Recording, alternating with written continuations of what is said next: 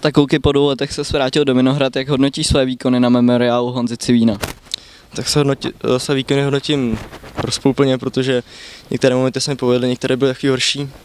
Což tam myslím, doufám, že se ještě zlepší s příštími zápasy, tréninky. Jak vůbec probíhaly ta jednání o tom, že se vrátíš do Vinohrad? Tak jednání probíhaly převážně s Honzou Pazderou, Pazdičem tady trenérem, protože jsem pod ním trénoval teď poslední 2 roky, takže si mě tak vlastně vytáhnul zpátky pod sebe a zpátky do Vinohrad.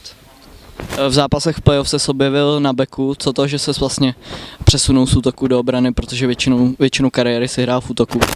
Tak pro mě to úplně taky překvapení nebylo, protože Honza už mi na tréninku naznačoval, že by mě zkusil v obraně.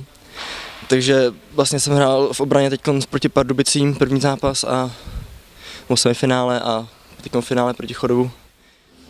Jak vůbec hodnotíš to skládání nového týmu a myslíš si, že budeš součástí toho hlavního kádru na sezonu?